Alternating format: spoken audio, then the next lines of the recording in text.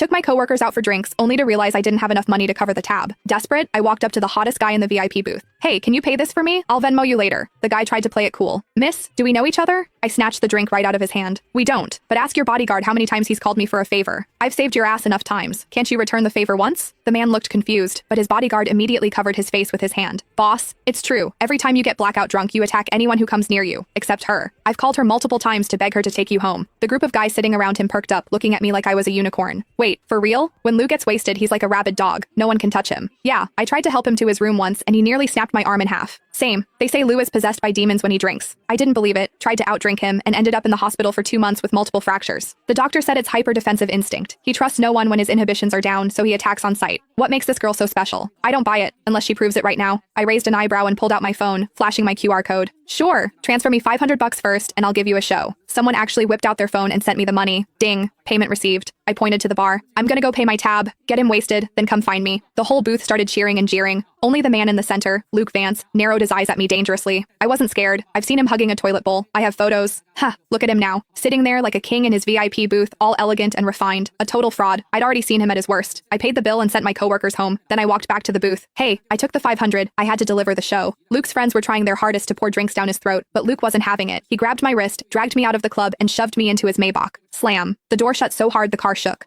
Like a shaken soda bottle finally popping its cap. I rubbed my nose. Hey, it's not my fault you only trust me when you're drunk. It's annoying for me too, you know? It all started 6 months ago. I was leaving work late when I saw a guy sprawled out in the middle of the street using a city bike as a blanket. It was hilarious. Being terminally online, I had to take a video. But when I got closer, damn, what a face. Too bad he was wasted, reeking of alcohol. He was muttering about being thirsty. I took out my water bottle and poured him a cup. He was surprisingly obedient, gulping it down. I tried to wake him up. Hey, you can't sleep on the street. Where's your phone? I'll call your friends. He ignored me, snoozing away on the asphalt. I had no choice but to pat him down. Found his legs were incredibly long, like model long. I found his phone, unlocked it with Face ID, easy when they're asleep, and FaceTime D the first contact on his list. I pointed the camera at his face. Hello? This phone's owner is sleeping on the street. If you're his friend, come get him. The guy on the other end didn't even ask for a location. He just screamed, back away from him, 5 feet, now. I thought he was worried I was going to rob the hot guy. I scoffed. Relax. I'm not interested in drunks. I'm sending you the location. Hurry up. The guy yelled again. Do not ignore me, unless you want to die. Psycho. I hung up. Then I sat on the curb to guard the guy. He decided my thigh was a better pillow than the bike. He slept like a baby under the moonlight. 10 minutes later, the friend arrived and looked at us like he was seeing a ghost. I swore. Look, I didn't touch him inappropriately. As soon as I spoke, the guy shifted. He wrapped his arms around my waist and buried his face in my stomach, treating me like a body pillow. I couldn't pry him off. I pulled his ear. Hey, wake up. Your friend is here. Let go. He didn't budge. I looked at the friend. Help me out here. I can't move his arms. The friend stood 5 feet away, refusing to move. I was pissed.